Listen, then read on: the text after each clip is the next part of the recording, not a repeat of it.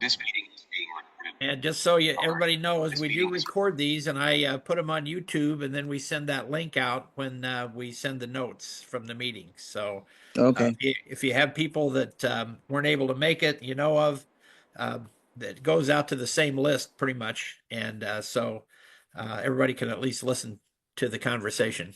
So, but anyway, welcome to our winter camp chat for March.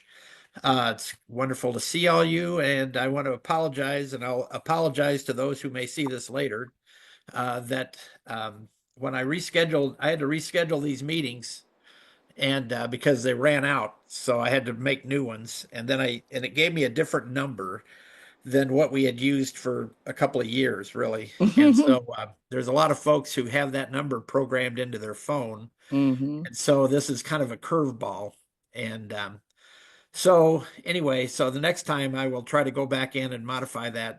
I thought I had edited all the instances, but apparently I only edited the last one that we had in January. So anyway, we'll try. I'll Don't try to change the number. We've got the new one now. Well, right, absolutely. I'll have to train everybody to use the new one. So it seems to be working. It seems to be working. No problem. We have a good number of people here. So yes. But anyway.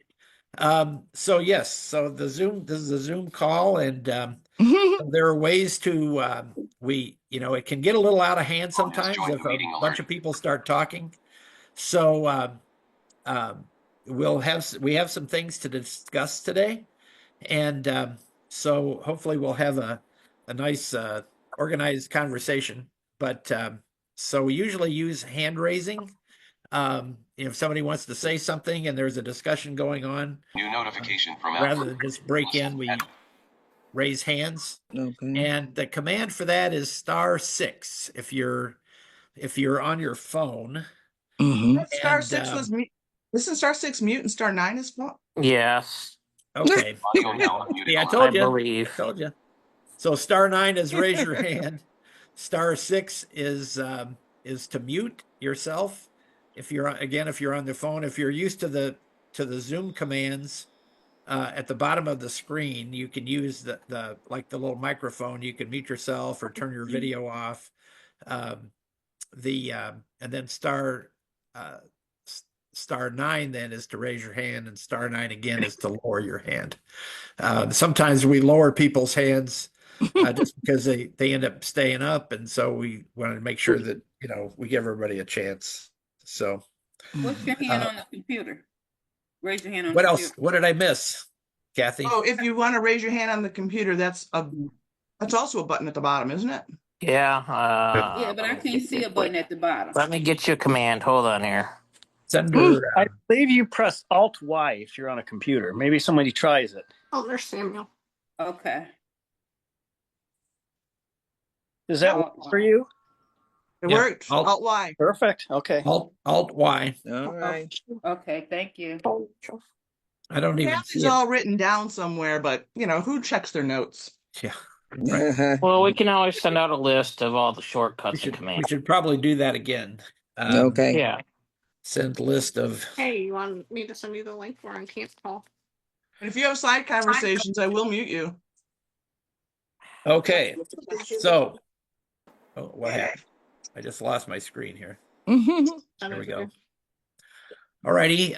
So Pastor Art is with us today, and we usually start off with a prayer. From Art or David, flip a coin. Or David. I did talk to Art earlier today, so maybe he's prepared to do that. David, we'll get you the next time. Okay, sounds good. That's okay. I do extemporaneous prayers anyway, so. So anyway, we thank you, Lord, for this time together. We thank you that we've gotten some of us have gotten the new number and been able to get into the Zoom call and the phone call here. We thank you for the winter camp. We thank you for the spring type weather we're having today that may not be here tomorrow. And remind us that you've given us each day to serve you and to be in your presence. We celebrate this day being in the presence of one another with some of those who are at the winter camp and sharing together memories and thoughts and just being together with one another. We ask your blessing upon our conversations today that we might honor you We pray that through this, in the form of lions, we might better serve your children everywhere. Amen. Amen. Amen. Amen. Amen. The one of the concerns. Anybody have any concerns? I have one that I want to share. I guess it's okay. But Shar Rendell, one of our campers, has recently been diagnosed with cancer. And so if you met Shar, if you know Shar, if you met her at camp, she lives in Jackson. And so she's going to need all of our prayers. I know you guys are good for that. So any other concerns anybody has to share? No. And just and some of you know Mike Gino, and I still haven't been able to follow up with him to see how he's doing. Mike Gino was a gentleman who had come to camp for years and years, decades. Right. He's one of those that had been coming to camp for decades, and he and his wife passed from cancer a few years ago, and he didn't come to camp for about 3 or 4 years, and because it was too painful, and but he's been coming back. Well, unfortunately, he did not make it to camp this year because he was also diagnosed with cancer and was having surgery the weekend of camp. So he's another one that if you know him or if you don't know him, please keep Mike Gino in your prayers. And I hope to have an update about his condition soon. So, like I say, we've got a lot of our newer campers online today. So, Yay! what was your? So I'm going to say as a little bit of an icebreaker, new or old, what was your favorite part of camp this year? And just one thing. Camaraderie. All right.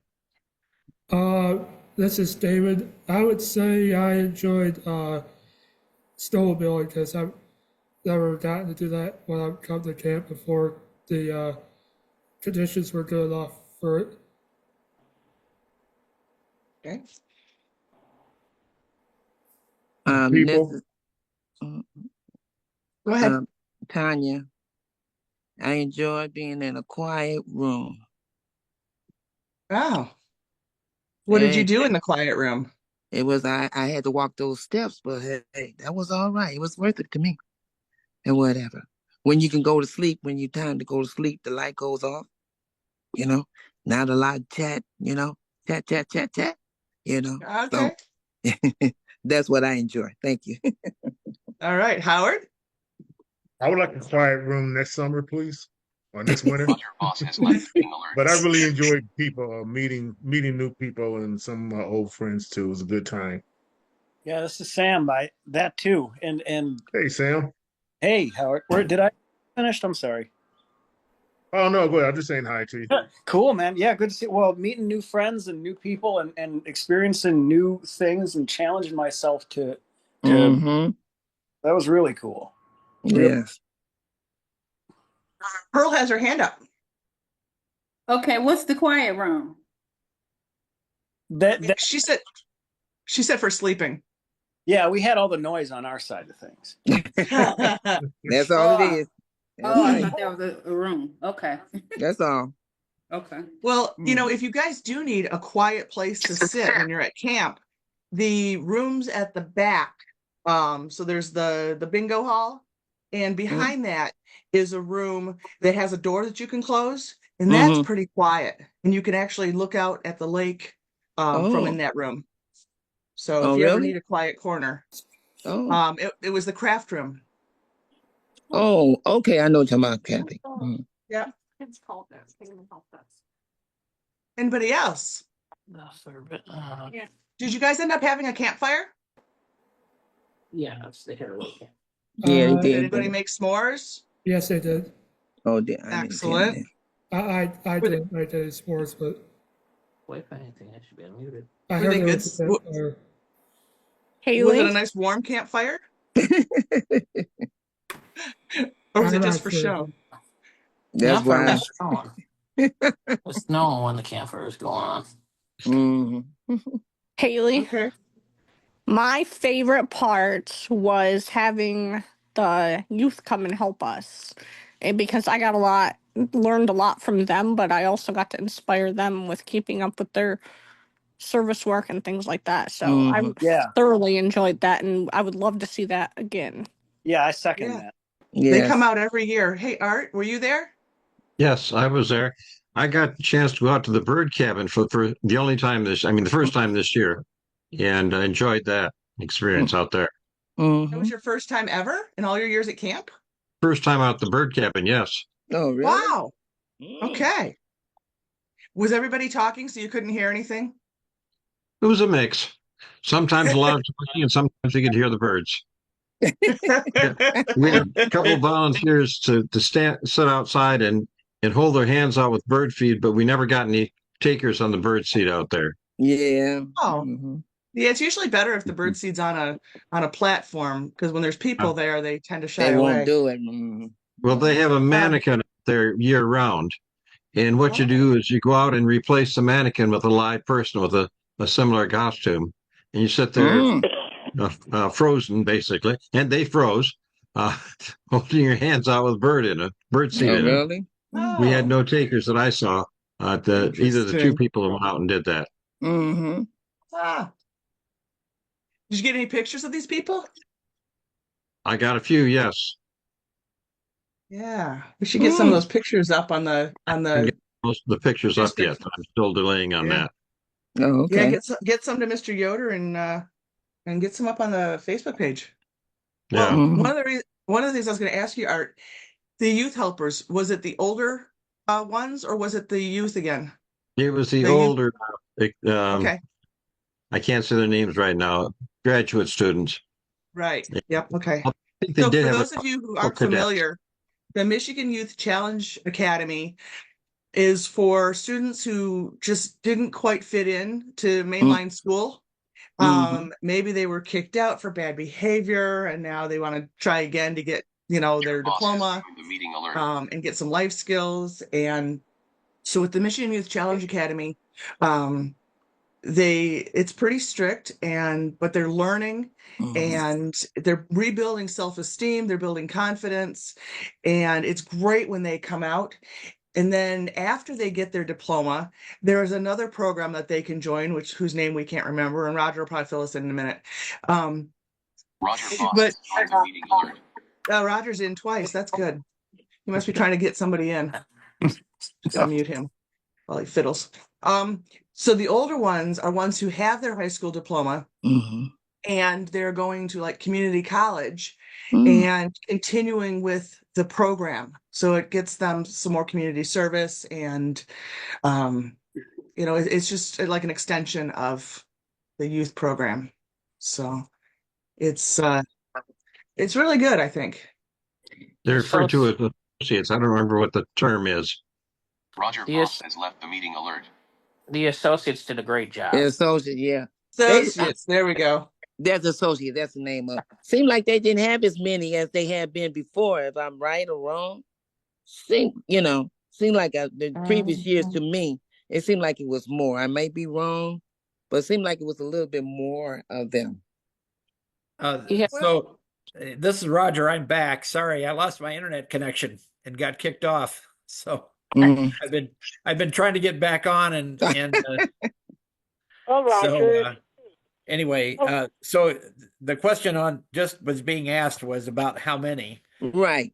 And Yes, I think Roger. last year they had two additional associates than they did this year. They had 8. Maybe that might have been because of you may have more people that had, I know you had a full house, so that's why it seemed like it wasn't as many. Okay. Well, that's partially true. We didn't have as many campers last year, and we had more associates, so the ratio was a little skewed this year. Okay. Thank you. And what's the full name of the program for the associates? It's called the Michigan Job Challenge Academy. Okay, yep, that makes sense. That's a beautiful challenge. That's a beautiful program. Explained. These are kids that have graduated from the cadet program, and they've chosen to stay kind of in that environment in that disciplined environment while they go to Kellogg Community College or trade school. So they're pursuing like a secondary education degree. Okay. So usually they're the more motivated kids Yes. that will stick around for that. We had the cadets for years, Right. but they start their class like almost a week to 2 weeks before we actually have camp. And what their experience these days is that they don't have enough time to really evaluate them to make sure that they would be good, good at camp, Oh, okay. they want to make sure that they usually pick the best kids that they can find Okay. to come out to camp so that they don't have issues. And they usually still have some issues, but it's usually it's not they got like big hearts though. Yes, they do. They beautiful people. They beautiful young, cadets. I have never had any problems. Yeah. We didn't use the snake room as much this year, and some of the associates spent quite a bit of time in the snake room. Well, that was a point of discussion in our wrap-up meeting because the cadres really don't want them to have a place to go hide. Because they want them to be busy out doing things with the campers, Yes, like they've been doing. So that was kind of and then other people think that they should have a place that they could go and sit down and relax a little bit. So yes, but it's kind of a balance. This is David. One of the associates, his name was Jacob, had never worked with a blind person before, so I was just trying to educate him as I could. He was asking some different questions, but he really enjoyed helping me out. That's beautiful. Haley, I'd be more than willing, since I've been with the NFB for so long, and I've been blind all of my life, I'd be more than willing to maybe come up early and work with the associates and staff and things newer to work with blindness and teach them skills. So just keep that as a reminder for next year. Okay. Yeah, I'd be happy about that. Yeah, Sam, I could get Sam to do it with me too, and Rachel and Steven and everybody, Oh, yeah. that have been lifers. So that would really help break the barrier too of nervousness for them. And, even just if anybody sighted that comes and just wants to volunteer, well, have you ever been around blindness? No, because our communication is different than a sighted communication. Yes, it so is. Just don't go grab my cane or grab my arm. No, walk up to me and say, "Hey, this is Haley. What's your name?" "Well, my name's Steve. How are you doing today?" How can I help you to help me? Is really what the barrier is. This is so. If I can say, I think that being together and some natural interaction beforehand, so we're not so thrown into the moment, is fantastic for us. Yes, so we get to be in our natural environment. Say some people might not, but it well, and the really nice thing is because we got there so early, and so did Sam, is all the trained people, they just did an awesome job because they wanted to learn how to help the bigger groups and things like that. So that was really nice. Yeah, and I had to have freedom up a little bit, so I put on from DMC and said, "Hey, don't worry about it; it's all right." So one of the things, just this year was a little different. Actually, we had a meeting in mid-January. We call it a zone meeting for the Lions. And so we've been doing over the last year or so during these group. It's a wider group than just a club meeting. But we've been doing some human guide training in those. Oh, okay. And so we had one in January. And invited the associates to come because they've like you say, David, they've usually never worked with a blind person before. Yeah. And so we have a Teresa Guest who does the cane repair. Yes. She does that training for us. And she also works with the associates when they come out to camp. And so actually they got a double dose of it this year because it's in January and then when they get there early as well at the camp, and then usually go through a a training class, kind of an abbreviated training class on how to at least guide people around. And that's great. Some of the etiquette, as Haley said, don't grab my arm, don't grab my cane, Right. and how can I help you? Some of the opening, remarks. Henrietta has left the Oh, room. yes. Taught. So Now I'm muted. so that was good this year, and I think it probably helped. But yeah, most of these kids have never interacted with a blind person, so it's, And I think Oh. something also we I can wasn't benefit aware. from next year as a benefit is table etiquette. Maybe we could do a little class on that too, how to pass, the dishes around the table, find things for yourself instead of everybody doing it for you. So I think that might be kind of fun because I work with kids all the time on how to do that, and I know how to make it fun. So that's something maybe we all could pull together and get some ideas down and do that also. That's kind of like a little workshop. that's an interesting one. Yeah, you're Well, right. because that's a big definitely. thing is we want to be able to, us blind people want to be as independent as we can. We don't want to go and just use a human all the time. Right. We want to be able to learn from our peers. And I think it might be fun is maybe this year we could blindfold all the sighted people and stick them at the table and we wait on you guys Right. to see what we go through. Just something minor like that. Like, just something fun. We Yeah, could do that Sometimes maybe nice. as an afternoon session. Yeah, as, that's what I'm as one of saying. the activities. Activities, right. I don't think at dinner time. Yes, I can agree with you on that, Ken. I went to one before. I was working with a service project, and for dinner we'd had regular meals, things you could identify, and then the night they put the blindfolds on us, and other people had the glasses to simulate the different the different other eye diseases, and it was pork chop night. It's like, come on, what happened to the hamburgers? Yeah. Gotta switch up. But I definitely would love to run a workshop and get other people to help me do that. That would be a lot of fun for an afternoon. We all come up with ideas. Maybe we can have our own meeting one day where like Roger and all you guys can't be on that meeting. So it's a surprise for you guys. And we all kind of bring something from home that we want you guys to try. For example, like a brownie and frosting and jelly, like how to spread your own peanut butter on a piece of toast. It's more complicated than you think. Just things like that, and how to pour your own water or lemonade or what have you. How to cut up your steak without pushing all the rest of the food on the floor. Yeah, there you go. And Bring your food on the plate. I'd appreciate something like that, like fostering this community of each one teach one. Like we all have something to offer, and we're all at different skill levels and stuff. Because someone who runs and says, "Hey, do you want something? Let me go get it." And then on my way, I end up spilling something. Then that person's like, "Hey, it's okay. Here, blah blah blah." You know what I mean? But that definitely would be fun as a barrier breaker, also. Yeah. Yeah. Hey, Roger, I'm writing you all haven't these things acknowledged down. my raised hand. Oh, sorry. Yeah. You can acknowledge yourself. You can acknowledge yourself. You're right. That's right. Yes, Well, I I'm think trying to follow the protocol. that's okay. It might be me. My name is So- Nino D'Agostino. I don't know if you can hear me or not. Hi, Nino. Hi. How you Nino. can hear me? Good. I got. Wait, I still have a question for Roger. Wait, my hand's been up for 10 minutes. Oh my God. Hang on a Roger. minute, Nino. Go ahead, Kathy. Are you gonna call on me? Go ahead. Okay.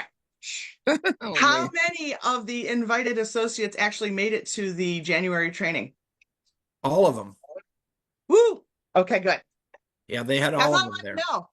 I gave them enough, and I gave them enough advance warning that they were able to, make that arrangement. So it was in the evening, it was in the late afternoon. So it was actually on a Sunday when they have nothing going on. So so that worked out. So All right. Okay, Nino, your turn. Oh, I just wanted to say hello to everybody and Hello. hi. I've got a new computer and I was having trouble getting Zoom going, but I finally got it going. That's why I'm late. We're I just understand. sharing around the room yet today. Yeah, have we actually introduced everybody that's on the call? Nope. Oh, Not since no, we you started. got Okay. Marion Ward and Dearborn Heights. You forgot to announce me. Yep, Marion Ward's here. So we got Marion Ward, we got Sue Perry from Township. up north there somewhere. Township. Sounds like Perry Macomb? Township. Sue Perry from Macomb Township. Macomb, right. Macomb Township. Yep. Yeah. And then we got Kevin Sandgren from Grand Rapids, Linda Brown from, I think you're around Westville or someplace like that, right? He just makes them up as he goes along. I love that he says somewhere around there. Nino is, Roger. I think Nino, you're from southern Joe. southern states, right? St. Joe or someplace? Yes, St. Joe. Yep. Yeah. Uh-huh. And then we got Yep. Sheila from Flint, Sam from Westville. Westland. Westland, that's right. Westland. Pearl is from Detroit. Tanya's from up north of Detroit. Jim's from Grand Pearl Rapids. is from Warren, not Detroit. Warren. Okay. It's north of Detroit. At least I By haven't tried an to come hour and up. a half. Right, you got Pearl right. Yes. At least I haven't mispronounced your name or butchered Right. your name Really? again. Right. And then Tanya from what's your town, Tanya? Yeah, you said it right, Detroit. Okay, all right. And we got Jim from I already said that. Jim from Jackson, Nick and Haley from Flint or Bay City. Sorry, and Phyllis, what's your town? Detroit. Detroit. Okay, and then Howard from Belleville. David from Orion. What is it? Lake Orion. Lake Orion. There you go. Lake Orion. That's right. Okay. Kathy from Milan. I know that now. I'm from Battle Creek, and Art is from Jackson. Jackson. Okay. Yeah. It's a pretty Okay, good spread. Yeah. Yes, And it you got a is. pretty good memory going there. We got the Not state just covered. names, but places too. Yes. I'm trying. So, well, I apologize for losing contact with you guys for a while there. And you've already sort of started talking about some of the things that I was hoping to talk about. And if I know that Kathy didn't have this in the text, but in the email I sent out, I had some areas that came up during our wrap up, and and so I thought we could just talk about those things. I do have a kind of a hard stop at 2:30 because we have some plans for this afternoon. So just to let you know. Okay, so first thing was we were discussing evening activities. And Haley had talked to me a little bit about this even at camp, I think, or maybe the day after. But we always have the entertainment. Friday night starts around 7, and then Saturday night as well. And then kind of like at 9 o'clock, it sort of winds down, and we have some snacks, and people can do kind of whatever they want to do. But one of our new volunteers, and this is Ronnie Grobel, and so she used to work at Leader Dog. She was like a dorm monitor at Leader Dog. She worked in the residence hall. Oh yeah, I know who she is. And anyway, so she was suggesting that we might think about doing some trivia or some karaoke. And I know that the Ski for Light folks do a karaoke thing in the evening. And for those who aren't quite ready to go to bed and want to have some more activity, those were a couple of things that came up. Or games, card games or other types of games that we might play. What are your thoughts or suggestions around that? That sounds nice to me. Interesting. Yeah. I know there's a big like trivia is a big activity for the National Federation of the Blind convention. I think trivia would be a good idea. I don't know about karaoke. Sometimes later at night, I just start getting a little tired. One thing we did this year, Roger, this is Haley. I had brought Bop It, so I had that was a lot of fun because that is all non-visual. What Mhm. Bop It is a handheld game, and all you do is bop it, twist it, pull it. And so we started that and had a lot of people enjoying that. And so that's something that Sheila and I have done, and it's so much fun. So, Yeah, and everybody could always bring a game of their own, a Braille game, and we could get like Uno Wars going, Euchre, or Monopoly or what have you. Because we can make a couple of rooms, different rooms, utilize some of the other rooms, like the snake room and the quiet room, for different games. So everybody can hear instead of everybody just sitting in the bingo hall. Right. I think that's a great idea. Yes. And trivia, that's that's kind of a universal game for sure. If anybody's, and I know that Ronnie said that she'd done that with the folks over at Leader Dog. So I know she's interested in helping with any of that kind of stuff. Where are you getting the trivia questions from? That's what somebody needs to decide. That's what I was wondering. Let's see. We have a new person who just joined, and we need to get their name. And Pearl has her hand up. Who just joined us? Oh, we got two newers. Meeting alert. Who's 313-833-8457? That's me.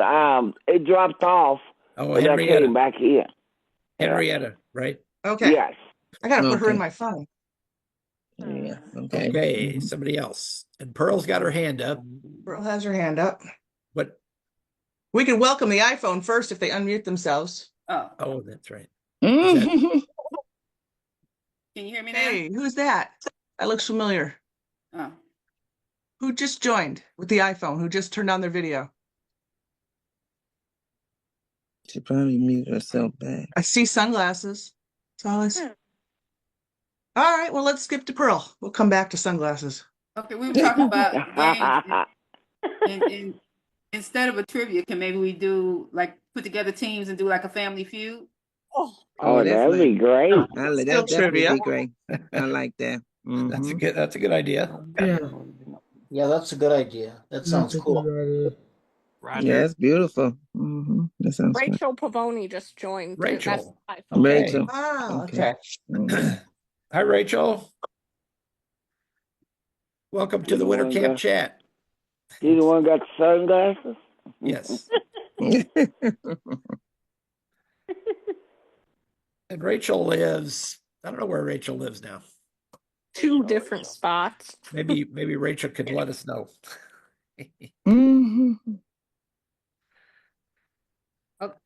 Okay, can you hear me? All right. Rachel P has Yes. got a meeting alert. They might have been having connection issues. You never know. Okay, keep going, Pearl. Look, as I sit here and think, because Roger, I was going to ask you for a favor on this when we're done, but can we put together a game, maybe like a word find, where we can learn Braille? So someone that's sighted or someone can put together a word that's in Braille and we guess it? Oh. That's fine. A little Braille challenge. Yeah. As a way to help us to get better with our Braille or to even learn Braille. Everybody's I see us having like a full circus with sideshow games here. Yeah. You stop at this table, you stop at that table. Right. It could be like a fair, like a fair, you set up whatever table you want some different things, and maybe you rotate, maybe you rotate around somehow. Right. And do some different things. Those are great ideas. Haley, I think that would be kind of cool if we did a fair theme next year. I actually, for our wedding present, Nick and I had got a popcorn popper, and we would be willing to do that. I would love to pop popcorn, and everybody can stop around. Maybe somebody that has like an icy machine or cotton candy, chocolate fountain, just kind of stuff like that. That would be a lot of fun. I'm not sure chocolate fountain's very sanitary. I don't either. Ice cream. I don't think that's very sanitary. I'm like you on that one, yeah. But the popcorn sounds good. Yeah. I've worked next to a cotton candy machine for a while at Lions Fair. And that can be messy and hard to clean up. Yeah. Well, you get one that's already dirty, and then you don't have to worry about it. Okay. Like I say, those are several great ideas. I'm interested in the word "find" to learn Braille. Yes. Just because I obviously Braille is not something I know, and I think I know we always ask the question on our application: Do you read Braille? And Yeah. and there's probably about half of you that do, and half of you that don't. Right. Maybe more so that do. I don't know for sure, but anyway, it's certainly, and especially for those who may be losing their sight, it would be really useful to be able to learn. And I don't, it's like a foreign language. I have no idea because I'm terrible at foreign languages and even learning. This one's more mathematical. It's pattern matching. Yeah. Don't think of it as foreign language. Just think of it as, Well, they have a device. There's a device that a lady that I met a couple of years ago sells. It's and I can't remember what it's called, but it's like a Braille cube, and it's like a game, but it helps you to learn Braille. Yeah, And that's what it's called. It is called a cube, and it has 6 pegs in it. Yeah. Oh yes. Mm-hmm. And believe it or not, Roger, I learned quite a bit of Braille from sighted people. Yeah. Okay. Yeah. Did you really? A lot of the orientation of mobility folks that work in the schools know Braille, and that's part of their training is to know Braille because I have them. I contract with them to write up things in Braille. So, like a thing about winter camp, I gave them a sheet of paper. And I said, "Okay, can you put this in Braille for me?" So when I went to the NFB conference, I had those, and so I could give those to folks. And that's great. It's way better than giving them a flyer if they can't read it. So anyway, it's very useful, and I wish I don't know that I'll ever learn it, but it would be certainly a useful skill if you're sight impaired. So, all right, if you're impaired, in my case, I see light and shadows. I learned Braille rather early. Philosophy in our federation is the sooner the child learns, or low vision or blind child learns Braille, he or she becomes more independent. And that's part of the training when it comes to working on the computer. Okay. And on the on a computer, let's see, are there Braille? Obviously, there are Braille keyboards. I'm looking at my keyboard, and there's no dots or anything on my keyboard. There are. So do most of you with computers have a Braille markings on your No. No. They don't come down. There are some markings for the so you know where the home position is, like just your standard keyboard should have the dots, the 2 dots on certain keys, like on the delete key, stuff like that. Yeah, that's all it's gonna be right. Yeah, and just like on your standard telephone too.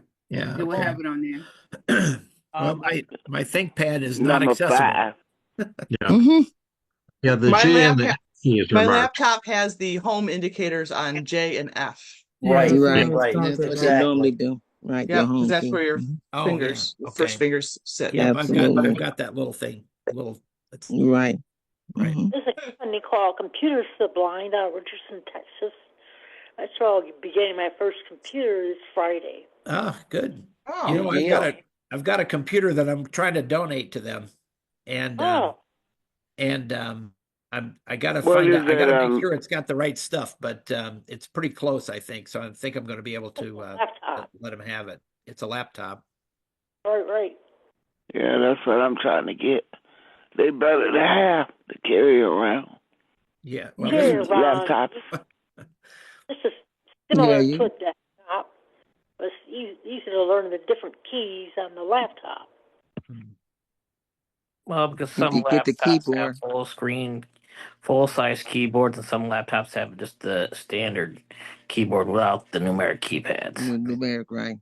Keypad, like on a telephone. Yep. Yeah. Mm-hmm. My keypad on my current keyboard here on my new laptop, well, a couple years ago, it drives me nuts that the delete key's in the wrong spot. You got your standard keys in the middle, and next to backspace, to the right of backspace, is home, and above that is delete.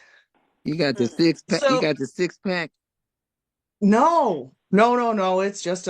It's just the laptop. You know, so it's condensed. So the keys that would normally be up at the top row, there isn't that extra row for or you know, like the 6-pack there for the page up, page down, Right, home, that's and what I'm end. talking about. Yes. But delete is like just out of range.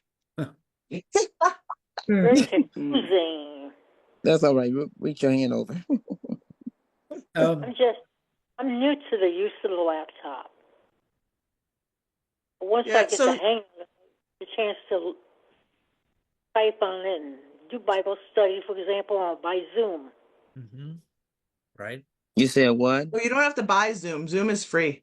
BY Zoom, by Zoom. They do Bible studies with Zoom. Oh, okay. Using Zoom, like us.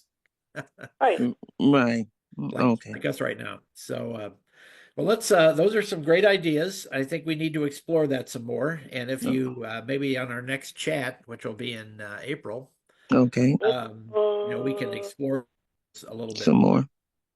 That should be April 19, Easter weekend. Easter weekend. Roger's going to be traveling to all the kids, grandkids. Are we doing it on the 12th or the 26th, Roger? Right. Which is it? Well, what's your preference? You know, I'm probably available either one of those days. The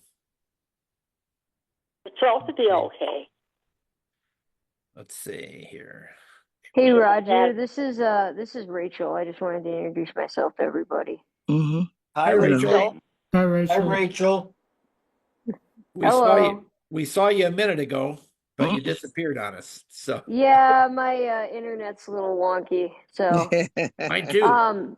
But I was gonna say, if anybody needs help with Braille or technology, I actually own a company that will teach you those for reasonable prices. Oh. Okay. So I can always give my information out if anybody wants it. So thank you. Are you able to put that in the chat, the Zoom chat? Yeah, I can put that in the chat. Yeah, okay, then we can include it in the meeting minutes. Yeah. Okay. Yeah, I'll put it in the chat right now. So Rachel, where are you from? I'm from Milford, Michigan, and my company that I own, I do all online. So I'm a certified vision rehabilitation therapist. Oh, are you? And so instead of working with like the state agency or something like that, I decided to try out on my own. So that makes sense. As they say, don't spread the wealth, okay? Keep the wealth. Yeah. We are pleased to have you with us today, Rachel. Yes. Thank you for joining in. Yeah. I've got a question. I was going to ask it of somebody earlier who was talking about Braille, but I'll just put it out there to everybody. Is how many who have learned Braille growing up have now switched over to just letting your phone talk to you instead of, you know, or, you know, using audio books or whatever instead of Braille books or. Yeah. I use. I'm going to have to mute you. Yeah. I use audiobooks, but I use like if I go to an event like at the NFB State Convention or something like that, I always get those materials in Braille because it's easier to fan through like all the events that way than having to listen to everything. So I kind of use a combination of both. Okay. That's good. And this is Pearl. I've just actually started learning Braille because I just started losing my eyesight maybe about 2.5 years ago. But I'm still learning Braille, and I think I've come a pretty long ways, even though I know it takes some time for you to become an expert at it. So I'm nowhere near an expert. But I actually love it. But as far as my entertainment, I do listen to the audiobooks and that sort of thing. So my question initially, even in bringing up the thing of Braille, was I would love to have a partner because I kind of need somebody to help me to keep myself accountable as I'm learning. So that's what I was going to ask Roger, if he could just send an email out to anyone that wants to have a partner, someone to do the lessons with. Because I have all of my books and everything. Oh, Where'd you say you were located? I am in Warren, Michigan. Oh, Okay. I wonder if the Greater Detroit for the blind goes that far. Yeah, they probably would, and I guess I wasn't looking for a particular agent, just the person. Well, I was just thinking that because some of these agencies hold, group activities, which would be a nice place to maybe meet somebody, a resource, Well, yeah, I agree with that, but I know what Pearl is saying, but no, Greater Detroit, because I goes there and they're not really into, that it just be like lessons or whatever that she can, train, but they don't really birth, unless you saying that, unless Pearl is saying like a person that she would go there and just say, okay, then you read, because I'm not looking for anyone to train me, so to speak. No. Oh, right. So I'm not looking for that. I'm just looking for someone that's what I'm saying. To do anybody. Yeah. Absolutely. I know what you're saying. I know a Braille buddy. Yeah. Braille buddy, yeah. Braille bro. Come on. This is Well, buddy, David. Sorry. I'm Rachel. Rachel, this is Sue. I'm an expert at Braille, so I'll be another one, peer specialist for you. Peer specialist is somebody who's experienced going through the ropes of what it's like to be blind. I work with a lady her name is Sheila Bradford. Whatever her last name is. I think it's Bradford. Or Blackford, yeah. Mm-hmm. And she is partially blind. She had a husband who lost his sight due to glaucoma. Well, anyway, she and I got paired up together with the Hadley Institute. Are you familiar with the Hadley Institute for the Blind, Visually Impaired? Mm-hmm. I got paired with her, so I'll be your peer specialist, and I'll give you my number, and we can exchange numbers. Are you ready to write it down? Okay, that would be nice. Yes. Yeah. Yeah, you can probably talk to them. 586. Oh, you want me to remember this? She said, "Are you ready to write Wait it a minute, down?" you're supposed to have your cassette. You're supposed to have your recording. Record it. Oh, okay. I can text it to you if that's better.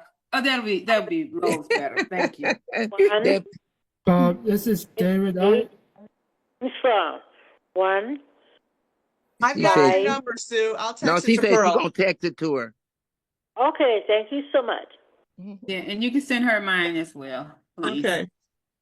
Thank you both.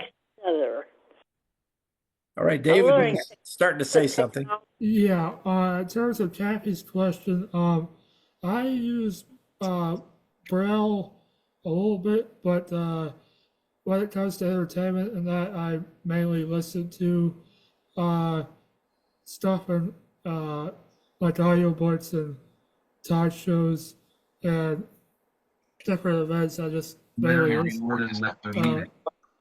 listen to stuff while I'm out places, but probably something I should start using a little more. Yeah. Oh, here's one for you guys. So, oh shoot, I forgot her name. Out of Muskegon. Oh, Rosemary. Rosemary has been talking about her work with the college grant programs that do national park like sign narrations and things like that. Oh, really? And last night, my roommate turned on a TV show, and he goes, "Why are they narrating every time the actors aren't speaking?" And I said, "What?" And he says, "Watch." So the characters said something to each other, and then somebody walked across the room, and the narration said, "So-and-so walks across the room towards the door." Oh, descriptive. And it's what we've talked about before about the narrated signs and the narrated movies so that blind people know what's happening during those quiet moments. But we don't know how it got turned on the TV. Really? I don't know how it got turned on the TV. And when he was trying to turn it off, he couldn't find a button to turn it off. And I said, well, give me the remote. I'll see. And I pressed a couple things that didn't seem to work. But then all of a sudden, the icon showed up. And I was able to turn it off. But I don't know whether it was that particular station or just that particular show. He's like, why are they talking? Haley? Yes. Yeah. Another great idea we could do is maybe a movie a night with audio descriptive movie also. Like we could have a poll of 3 movies and everybody vote when they register. And we could put that maybe in the, do that also and teach everybody if they don't know how to do the audio descriptive on like Disney Plus and Hulu and all Netflix and all them things, that we could also do that too. Yeah, that would be good for sure. Kathy. Yeah. So that was audio description, what you were describing. And Right. most devices will have an option to turn audio description on. A lot of the newer LED TVs definitely have that built in. Do they? Yeah, we'd never seen it until last night. So who knows what he bumped. But Just went into he bumped the accessibility button in the TV remote. Yeah, there's an accessibility button on the TV, which really? I wasn't aware of that. I thought it was only different show, Nope. I must have an old Netflix. TV. Yeah, I do got an old TV. Okay. So Roger, okay. if we were gonna do a movie, would you be able to get with maybe Mr. Allen, Mr. Barry Allen, because he has a projector, right? We have projectors. I mean, we have projectors. I've got a projector myself for the. Then we could take the laptop size movie and throw it up onto the screen. Right. Yeah. Roger. That's what we were going to try to do. That's what we were going to try to do with Mike Gino's historic videos from winter camp. Man. From the late 90s. He has video from the 90s of winter camp. That would have been beautiful. The talent show. And last year they were trying to watch it on a laptop screen, which was very difficult. And but that fell through because, he's ill. So anyway, but yeah, we were planning on making getting a screen and a descriptive and a projector, It's just kind of a matter of I don't know if you can get if for a descriptive movie, if you have to stream that, or if are they available somehow, like rentals or something like that? Oh yeah, you can get those. You can purchase those. It depends, you either get some newer movies, right? Because either at the library, they have, descriptive, movies. Okay, so you can check with the library. Roger. Yep.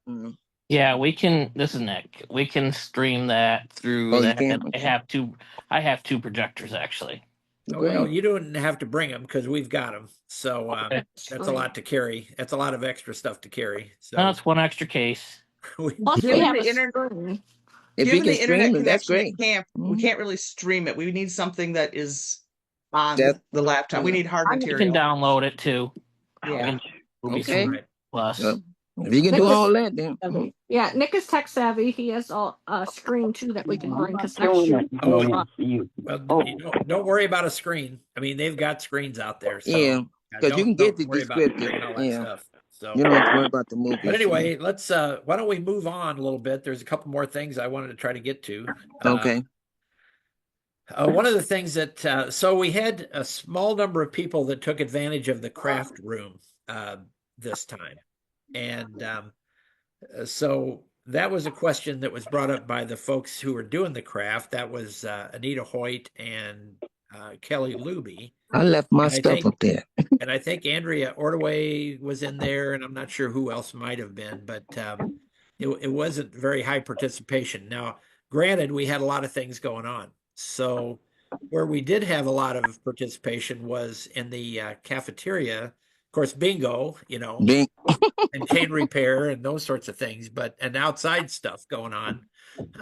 But the blanket tying, which was a service project for the Pine Ridge Indian Reservation, that was pretty well attended. So the question that I was asked was, are you guys interested in crafts, doing a craft, or would and then Kathy brought up, well, why don't we put the craft room in the blanket room, and so you can kind of go back and forth, and we could put these things anywhere, really. Okay.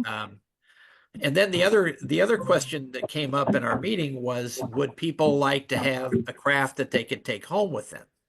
So if we had like a craft kit of some sort, and we did this a couple of years ago with when we did virtual camp, we put together a kind of a garland that had beads and string beads and cloth strips that we kind of tied, and you could put this on your Christmas tree or around the window. And those were all sent out as kits to people. And so we actually did them at home. People did them at home. Oh, okay. And so that's kind of a question of, there's so many things to do at camp. And we keep trying to think of more things to do, and so eventually things get edged out, And so that was sort of a question that I was asked to field with you guys, was how important is it to do crafts?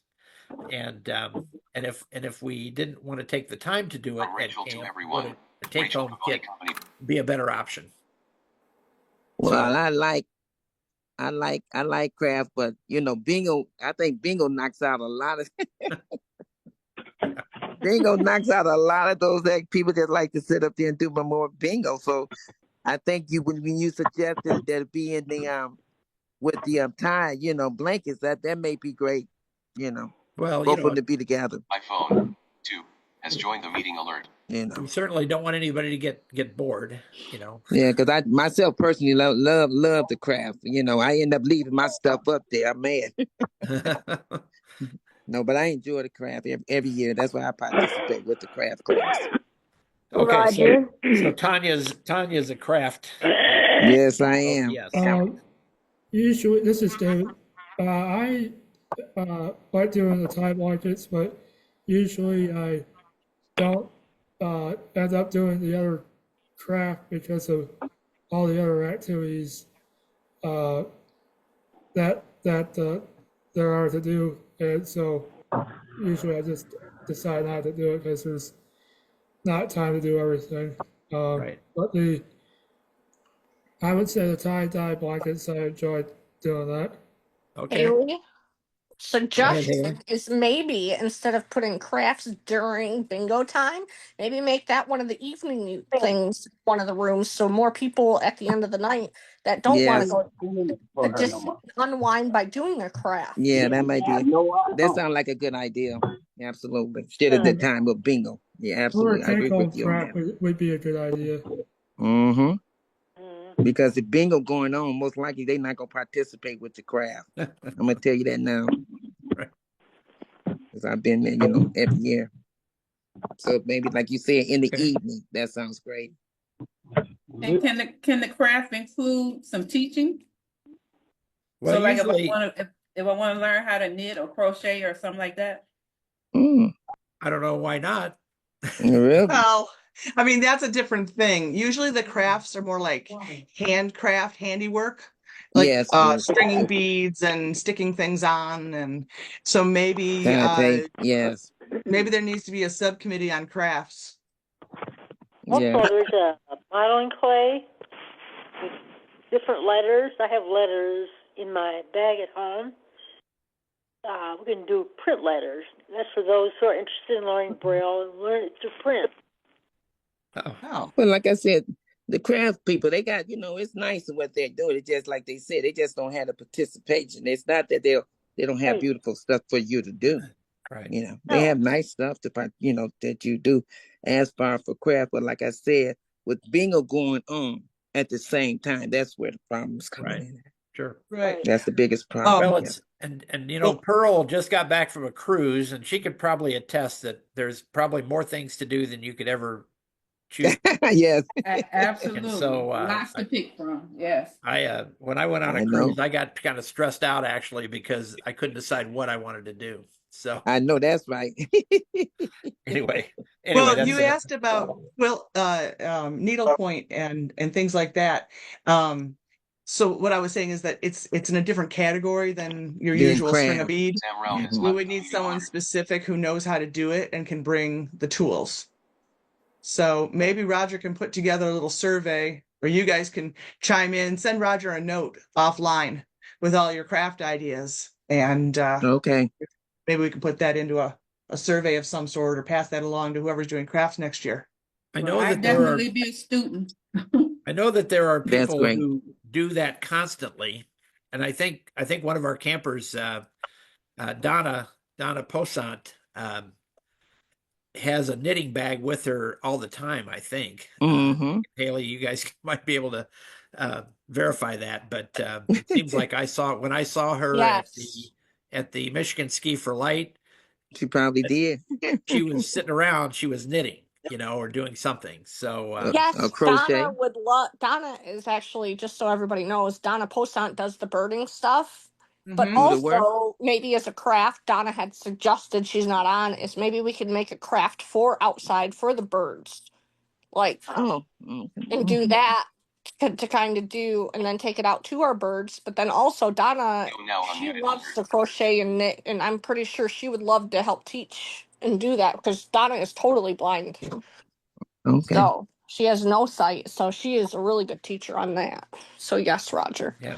But like they You know- said, that's two different things. Like he said, the craft and then doing that, So we craft where you're actually making, So I like that. Both of them, both ideas is great. Interesting that you bring that up, Haley, because actually one of the crafts was like it was a little bird feeder that. Oh yes, it sure did. And I think that's what where I they- left. That's why I'm mad. where Yeah, they be had actually. little squares. They had little Yes. squares of paper, and they put It was beautiful. like sun butter on it, and then That's sprinkled right, bird Roger. seed, and then attached a clothespin so that they could be hung up in the trees. Right. Yeah, Either I it's a know tree or another a branch one or something. too. Yes, it was. You're exactly right. Yeah, and another thing too is we could make like a craft on Friday to take out for Saturday for the birds. So maybe just do Ooh. craft thing, maybe do that Friday evening as an unwind in the evening also Yeah. to take out like, peanut butter with the bird seed, just other things like that. And I'm sure Donna would love that. That'd tickle her pink. Yeah. I like that. Okay. Yeah. Good. Well, you could have the music going in the background. And Yes, doing indeed. crafts over on the side. Have my music going. So okay, so another one is a little more serious. It's about congestion in the hallway. Oh yes. Ugh. And so that was, and we actually had one person fall who's on the call with us Yes. today. Jim Phelan. He tripped over a cane. Yes. And so one of the suggestions from Ronnie was that if we were able to direct people to follow the wall, like say on the right-hand side going down to the big room, Mm-hmm. and then on the left, well, depending on which way you're looking, but on the wall side going back to one side or the other. Okay, so like how we walk on a street, have those who are visually challenged using canes try to follow the wall as closely as possible, and then leave the center aisle kind of open for those who are sighted so they can kind of pass through as they need to. And then the other problem being there's a couple of things. A lot of people tend to gather around the desk. Yes. And so, and then an additional, a little bit of a complication was the snacks. Gwen kind of had her snacks set up right by the water fountain. Yes, she did. And so that kind of created a blockade there, a congestion point. So anyway, I don't know how you guys feel about it, but that was one of the things that was brought up as a safety concern really about camp was how do we, especially as we have more people, right. how do we make sure that everybody's safe? Haley, I can kind of touch on all of those to kind of maybe mingle, put them all into one. It's just a kindly gesture is we make sure from here on out that the snack lady, she goes in the big room, she has a corner, so it's safe that way. And just kindly remind everybody that, hey, let's not linger in, the fireplace room is right there. Awesome. But if you're going to stand up, you need to stand on the inside of the couches versus the outside to keep that for safety. But but before Haiti, I've been going years ago, but this is somebody new, whatever. A person by name of Michelle. Michelle never was there. She was actually inside the way, so it wasn't blocked, because that is a block. She did. I was surprised that she was allowed to sit there to sell her stuff, because yes, people gonna come and stuff like that, and that was just bad because she's sitting there as well as her customers coming to her.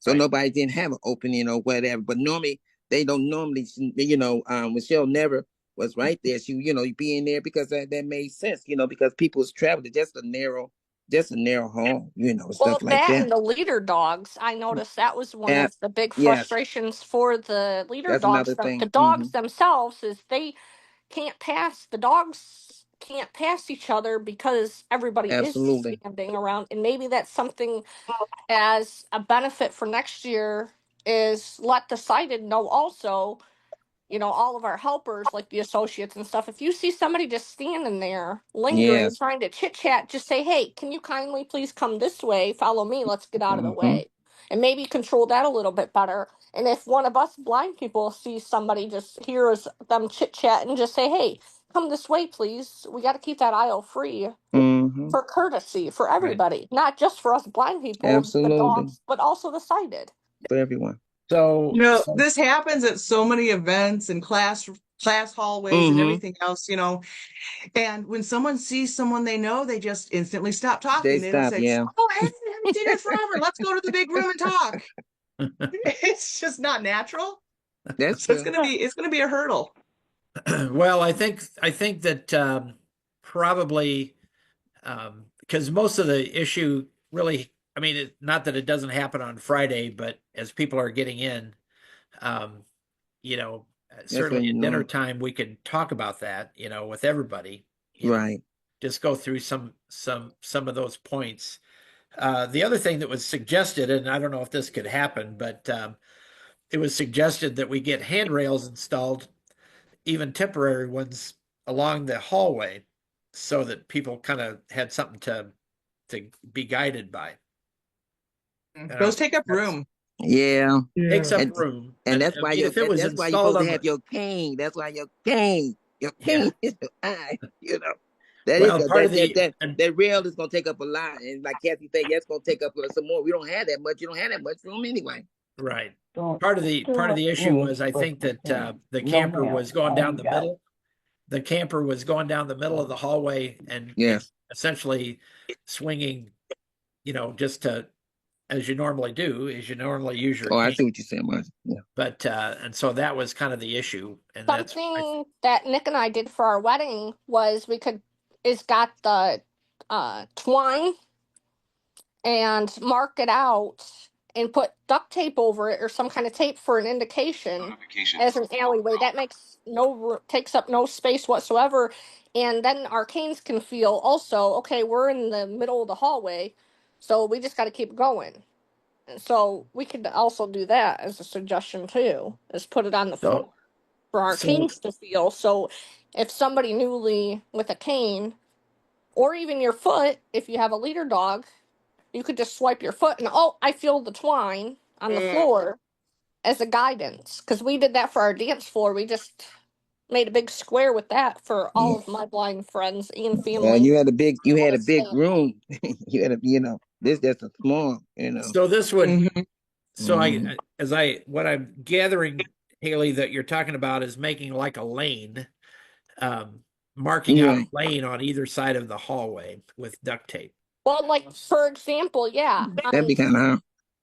From the kitchen all the way to the bingo room, you just have a left side and a right side, and you just put it on the, furthest parts to be able to feel that, okay, now I'm in the aisle, Yeah. Mm, you know, as a landmark also. And then you just maybe separate, just a center line. Yeah, you because know, I can't see you Yeah. putting on. Yeah, because that yeah. becomes too cluttered.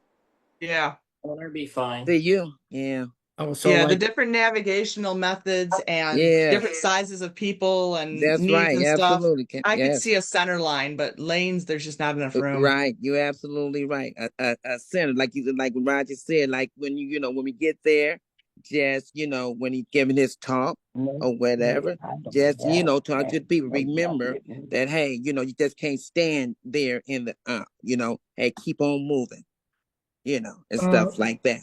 You know. Yeah.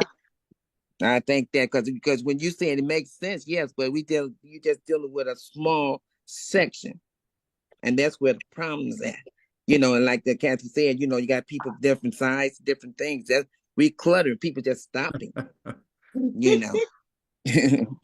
Maybe just a concerted effort for everyone to encourage people to move along. Absolutely, I think so. I think that what you're saying, right? Just when you see it, the ones that can, remember, you cannot just stand, sit, stand there. Keep on moving. As far as markers, the walls are there's walls on both sides. We can simply use the wall to go down to the bingo room or the dining room. Mm-hmm. Yeah. Going towards the dining room, we got the drinking fountain and the coffee pots. But going down to the bingo room, we could simply use the walls and encourage people to follow those to the bingo room. Well, we got. I think the center line is a good idea, though. If duct tape is something that your canes, can sense, they may not all do that. I don't know.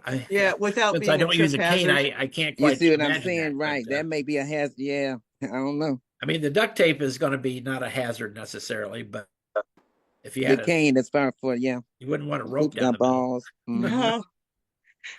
I feel like it gets a little more congested when it gets, for me, when it gets closer to the meal times. Yeah.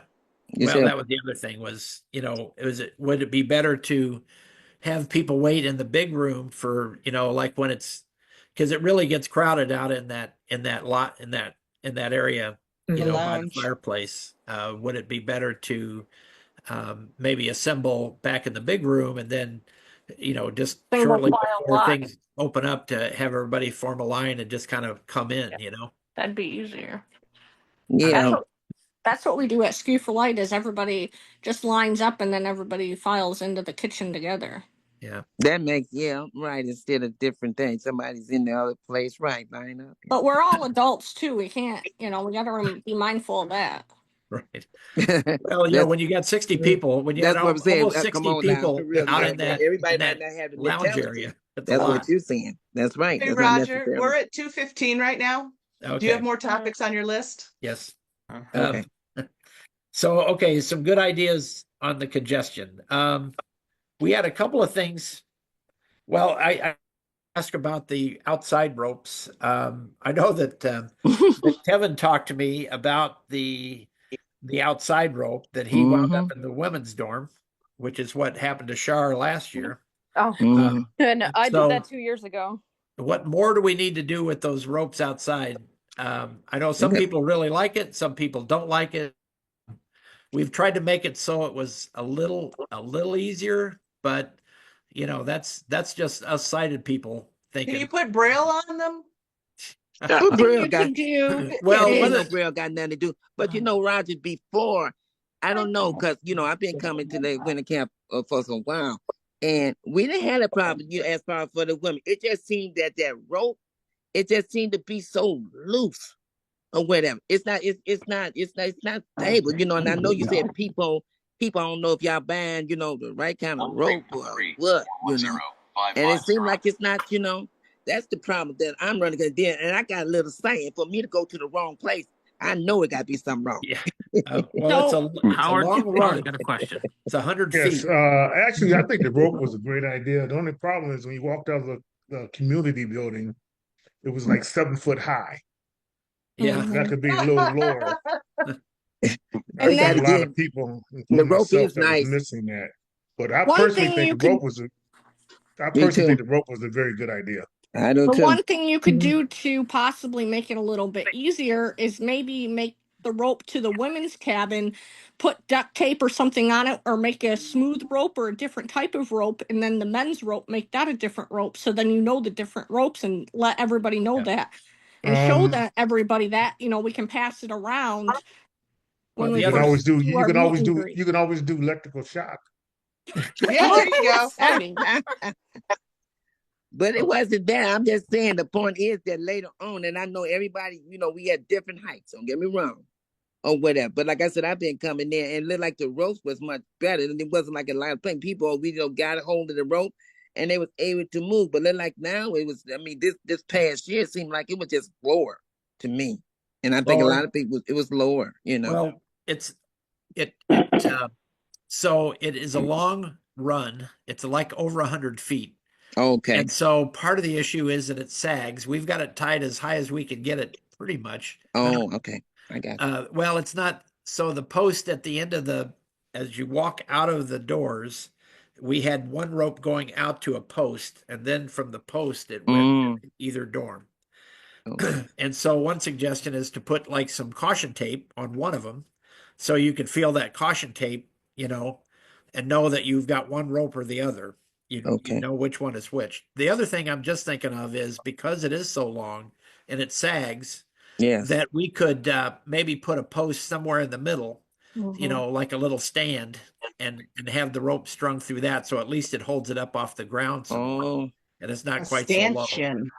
Stanchion. Yeah. Roger. Kevin has his hand up.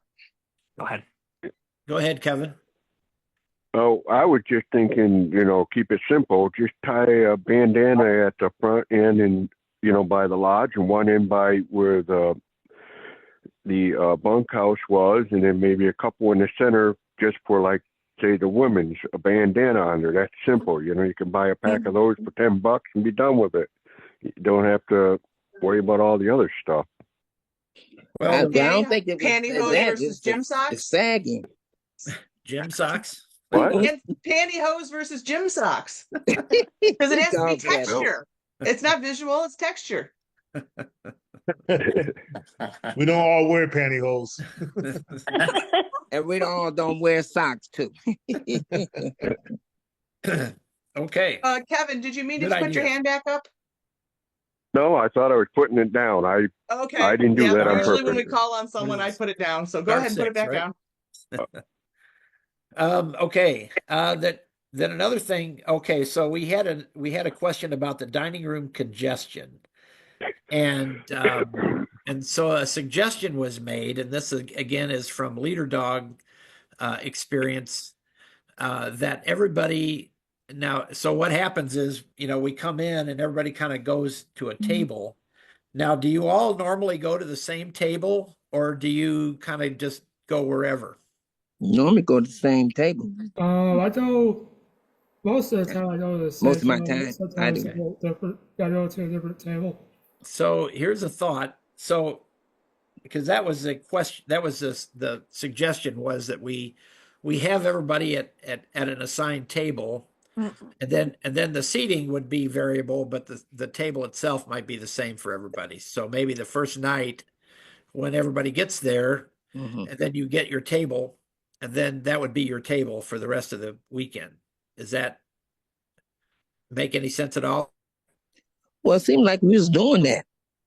Yeah. Well, that's what I was when this was being talked about, that was kind of what I was thinking. Yeah, we was doing that. I don't know who came up with that, because we've been doing that since I've been going there. Normally we go to the same table. Normally the same people be at the same table. And, so do the associates, if they're helping you in, do they know where you're going? They asked, where do we want to sit at? They say wherever you want to sit. They don't take you back to the same table. Okay. Unless you hear that voice and you go, I want to go over there. Something you could also do is maybe color code the tables. Say, hey, I'm at the pink table. I'm at the blue table, and just have like an indicator for the associates so they can just visually see, okay, you want to go to the blue table, then maybe that might help move along faster. Well, that or number the tables. We could number the tables. Yeah. Yeah, maybe numbers, absolutely, you know, but normally people go back to the same table, you know, not the ones that, like you said, totally blind. Yes, I can understand that they probably would, you know. Okay. All right. Mhm. Okay, that's good. Well, that's kind of what I was looking for. And I like sitting at different tables each time so that I can meet different people. Yeah. Well, I know okay. there's that too. Yeah, So, Well, it's not saying that you don't have to, you know. But when I come in, usually for whatever reason, I always seem to get to mealtime a little bit later after most people are sitting down. And I always say I want to sit near David. And so if they know where he's at, then that's where I go. okay. Okay. So yeah, I mean, I think that you know, if most people are sitting kind of at the same place, unless Yes. it's full, you know, then obviously there's room for people to move around to different tables if they so want to, desire. right? If they come and say there's an extra seat there, it's there, you know, yeah, you're gonna sit there. Because like you say, you're all adults. You're all adults. Absolutely. So maybe if you assign, you know, 5 people to a table that has a capacity of 6, so there's always a flex chair. Maybe Always someone a meets a new friend and wants to invite him to eat. Yeah. I don't know, something like that. Or you just say, hey, you know, this is how many, the numbers of tables, say I would like to go to table number 5. Is there any availability? You know, and everybody just kind of do that too for the associates for them to help us. As Yeah. we just tell them what table number we would like to go to, or ask them, hey, what table numbers is there a spot open? Right. And let them know, hey, I want to go to table 1 instead of table 5 like I've been. Oh my God. It does increase the overhead though, and it does it might stress the associates. Right, and stuff like that. I think, like you said, majority of the people have, and like you said, that's good. You know, one, like you said, put numbers on it, you know, and if you happen, you know, especially if you come in, if you know blind, like you said, it's one that's talking about, they come in late or whatever. You're not gonna really be saying, okay, then, like first said, like Dave, because you already came in late, you want to come, you know, and get a seat, you know, right? Because you're only gonna have so many minutes to eat anyway. Right. And just asking for a name I mean, doesn't work. seriously, huh? Just asking for a name doesn't work because I asked for Gwen. Absolutely, They took me to the wrong. You know, that takes They took time me to the too, wrong you know. Gwen. They don't always know who the people are, you know. Right. So, And they knew that there was a Gwen there, but it was not the Gwen I was looking for. And see, that's another thing. You did have a couple. Absolutely, it's a couple of Gwens, a couple of Lindas. You are absolutely right. So it's pretty easy. It's usually easy, except for me, to remember a number. So me like on Friday night, definitely with me too. On Friday night, everybody kind of gets there, and you say, "Okay, this is table number 1."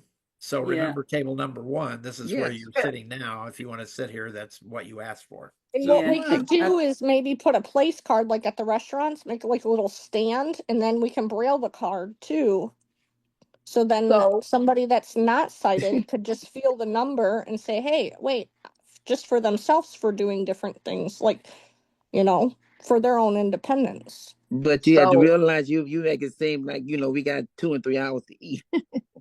Yeah. So is the problem just for like the leader dogs, and maybe just assign the table for the people with the leader dogs? No, Maybe when I went on my cruise, they don't. You know, they're not gonna know. Yeah, and when I went on my cruise, right. we had assigned tables for dinner. When I went on my cruise, we went to the same table every time we went to dinner. That's normal. I think just setting a number on the table and asking people to specify to go back to the same number would probably help. People know what the table number is. That's what I'm saying. That's what we said. Because like I said, majority of the people, they go right back to the same. It's rarely that people go into other different tables. They do or whatever. But the majority of the people go right back to the same table. I don't think there's nothing wrong with that. That's what like a simple solution to me. Roger, 4 minutes. Yeah. Hey, you said hard out at 2:30, so I'm watching it for you. I've got a little bit of leeway, but anyway, I think I'm about done with my list. Although I was going to ask, one of the things that I learned from the Michigan Ski for Light is that they have a nice electronic registration situation. And we have been using a paper application and just people started using the Word version of our application to fill in. Would a full electronic electronic registration and pay system be of interest to people? Yeah. Yes. Yeah. Yes. As long as there's no fee. That you took the word. That's right. Well, Other than that, I was send it by the pay. you could still send a check or a money order. I mean, we would keep that. We would keep that. But if you didn't want to do that, That'd be great, Roger. We've kind of done that. We've kind of done that more recently with Venmo and PayPal. There is a fee, and it seems to be different for different things. So we can look at that and That's another figure out option. which one actually has. I mean, they all have some sort of fee, They do, but some are different than others. Credit card seems We to be use the electronic sign up for volunteers, and we end up getting about, I don't know, maybe 5 or 6 participants out of the 24 volunteers. Okay. Because they're just used to sending you a note or used to calling you. Right. But we could set that up. Yeah. Yeah, to have the option is nice. Okay. Right. I think that Jesse, the Clear Lake Virtual Lions have a website. They've got a real website. And and I think Jesse has offered to run something like that through their website. Okay. So anyway, I mean, I just wanted to kind of get an idea because I think that's something that would be helpful, and it would probably save us some time and energy, and some ease of tracking and that sort of thing. So, Usually I need help to fill out the paper copy of the registration. Say that again, David. Usually I need some assistance to fill out the paper copy. Right. Well, that's the thing. It's like with a piece of. I mean, Donna Posant, when she was signing up for camp, she calls me and she goes, "Well, I got this piece of paper. What am I supposed to do with it?" Paper airplanes. And so it's kind of like, okay, we've done this for years, and so yes, we need to think about. Oh my gosh, people are way more technical savvy than we think. Yeah. If it was a fillable PDF, that Right. would also be a step better than the paper. Right. Yes. So Roger, like you said, things. Another option. Yeah. Okay. And Roger and I were working on this last year a little bit with the PDFs. Yeah. But the reason why he's bringing up the registration electronic because he had a chance to actually do our Michigan Ski for Light registration. It came out nice, huh? It's all run through WordPress, and then on the back side, which I manage, it actually downloads into an Excel spreadsheet. So then Roger or whoever's doing registration wouldn't have to put all the stuff in by hand. They literally could, it just populates. It's so much easier. And it's all screen reader accessible that way then, so you can independently do it by yourself. You don't need a sighted person to help you fill out the paper. Right. Yes. It makes total sense. Yes. Okay, do then that sounds very well. Like you said, the ones that want to mail, that's great. Sounds great. You're gonna have to have the appropriate Adobe abilities too to do that. Right. Fill in form. Well, if And you that's do where a website would be easier because then all Right. you need is the web form. Right. you don't need the Adobe Acrobat reader to read. Okay. talk it. Yeah. That's great. Okay. That So sounds I'll put good. that down I'm on for my it. immediate thing to start looking at for next year. Okay. I'm for it. All righty. I think You ever Okay. get those cats that want to be pet and then they scratch you when they're done? Of course. Yeah. It's dog the same way. Well, I really appreciate everybody's feedback. And thank today. you, Roger. And I'm really pleased to get your ideas and just get your thoughts on things. And I thought it was a really great camp. I really enjoyed it. I was so happy that we had so many new campers this year, and that they had a good experience. So we just want to try to keep making it better. And can I add one thing right quick? Sure. For the new campus, maybe next year, can you have the new campuses stand up and introduce themselves? Yes. Yes. Yeah. We'll take a little longer time at dinner to do that. No, maybe- that's what you do in the holding room. That's right. Oh, Down there in the big room, the holding room before dinner. There you go, Okay. Kathy. so so maybe we have people gather at 5:30. And then that'd be great. Oh, And then, Roger, where I was upset at is that, I was looking for you and Dorothy. You make my name, to dance, to social. I was very upset, very, very upset that you did not fulfill that, I wanted my picture. I was almost in tears. Tanya, that makes me feel good. Oh, But I'm yes. sorry that you had to. Yes, had to endure because I that. loved when y'all started. I'll be looking forward for it, really, seriously. Well, we'll do that. But I know We'll it's make something sure else that we do came that up. next year. Okay, now I'll be looking for it. Okay, We'll make sure that we don't end up going someplace else. So okay. No, no, Roger, I have Thank a you. suggestion I want to address. Sure. And I don't know how to raise my hand on the phone. Okay. That's okay. I couldn't find a link for that. So this is Renee Nicholson, and well, you might know because I told Dorothy about it, but I had a situation with the bed assignments, and I want to make sure it doesn't happen again. Well, that was my fault, and I will tell you what happened on that. It was very surprising when I went about 11:30 at night back to the women's dorm, and I went straight to the bunk that I was told was mine, where all my stuff was, and somebody else was sleeping in it, snoring, covered with the blanket that I brought from home. Oh my Oh, God. Oh, wow. That was a beautiful one, Renee. I know. I remember you telling me about that, Renee. Yeah, Well, I told things lots happen. of people, and I told them it reminds me of Goldilocks and the Three Bears. Yes. Sorry. Well, we had a problem. So I will tell you real quickly, because we had so many people, I had actually made out a chart of where everybody should be.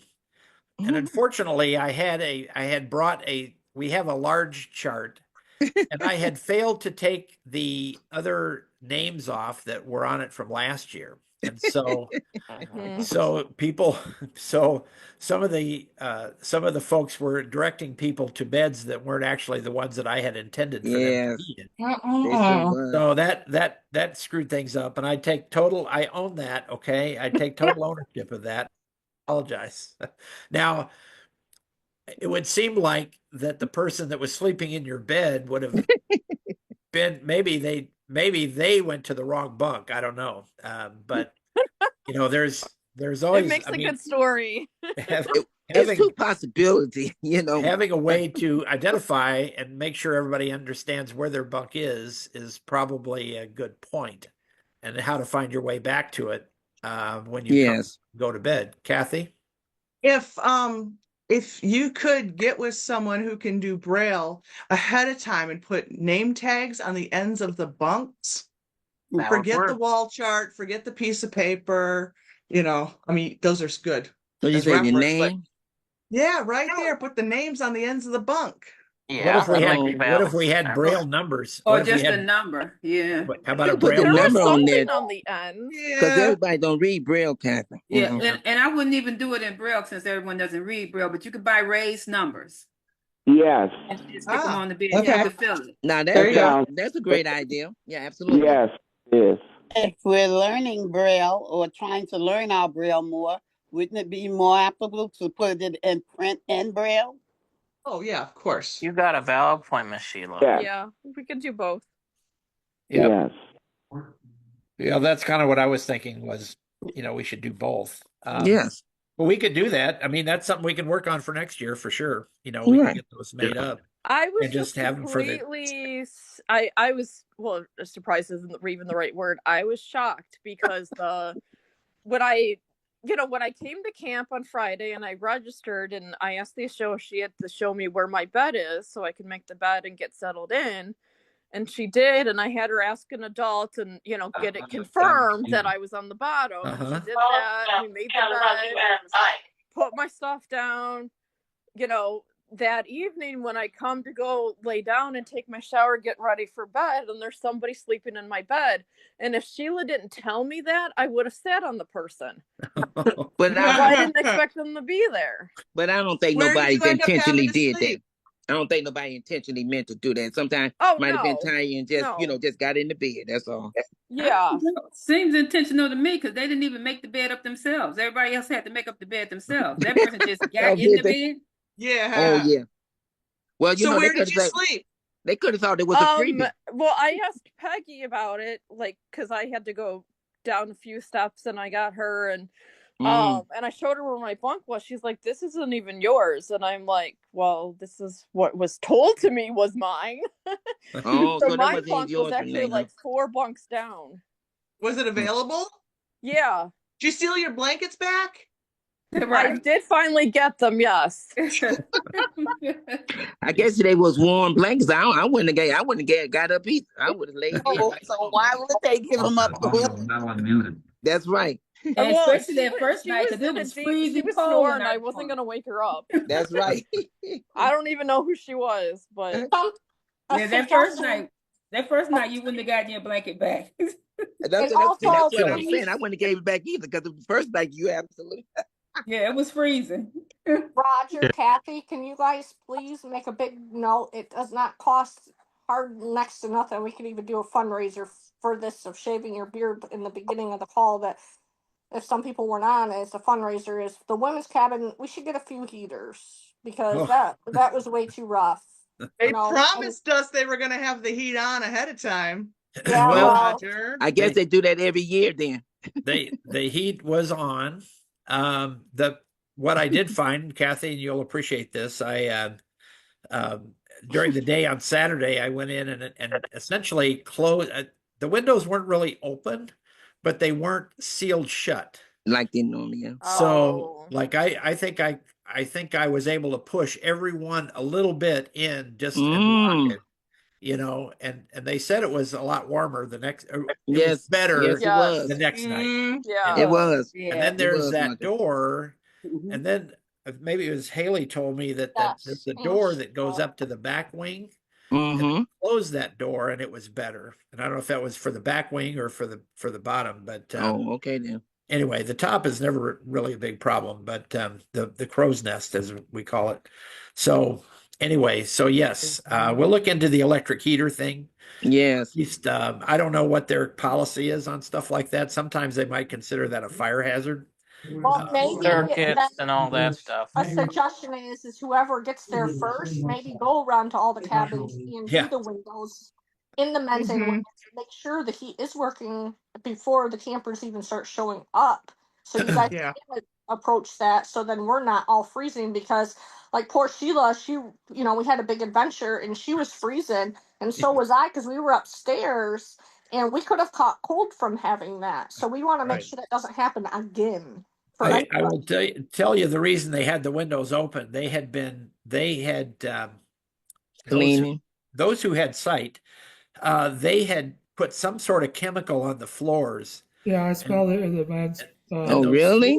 Those floors probably haven't been like cleaned since for many years, and so you can almost. I mean, it was kind of like it was hard to believe the actual color of the floor, which is kind of a whitish beige kind of color, that you could actually see that, you know. And so I was over there one day when they were working on it, and it was like, you know, it was terrible. The smell of it. They stripped and I'm sure they were airing those things out, and they just didn't bother to just close the windows. I respect that they did that for us, but maybe one of your guys' Lions or somebody needs to do that as soon as they get there before all the campers show up as a mindfulness thing. I nominate Haley to be the window closer next year. Yeah, right. Yeah, since you know, yeah, let her do it. Right, absolutely. Oh, we'll do that. We'll do that. You know, you have been elected. That's fine because I kept pushing Roger. Hey, Roger, it's awfully cold, and he's like, "Yeah, I'll get to it." I said, "No, please, we got to do it now so it's not warming up." Yeah, Roger has too many things to do on move-in day. He's got to delegate. Yeah, they go to Roger for everything. I got a list. I got a list now. So anyway, that's what I said. Delegated to you're somebody else. He's got a door manager. Well, just a quick reference for you guys. I was talking with the maintenance guy that handles the maintenance in the boilers. Is unfortunately in the men's dorm, and it travels underground, so you do lose heat through the pipes, even though they're wrapped. Women don't even have their own heater? No, Nope. it's a central boiler. Okay. That's What? part of the problem then. That's why the men's Yes. dorm is quite warm, actually. So Okay, then well, you That's know what why we're gonna do? We're gonna switch next time. Next switch. year we're gonna go over there. Yeah. Y'all go over the mill. Okay. That's Yeah. why I suggested the That's electric what we're heaters. doing. Okay. Is because the electric heaters, if it gets even, say for example, we get up there and there's a blizzard, we can have those heaters on hand and plug them in to help with that. Because even the bathroom, nobody wanted to take a shower or even sit on the toilet because it was so frigid cold. I hear you. I watch I hear circuits you. now for You know, amperage. something for mindfulness to be able Oh, to yeah. ask the Oh, camp time too. Roger, it's 2:41. I don't know if you Okay. have. I do need to get going. Okay, Okay. Roger, it was good. It All was right, good. thanks. I Good appreciate talking to you. everybody coming in today. And Kathy, you've got now how do we do this? Do you make me the host Nope. again now? I just have to stop the recording, which I Right. will do right now. It's on the cloud, right? Yep. Going to the cloud. Right? It'll go to your cloud.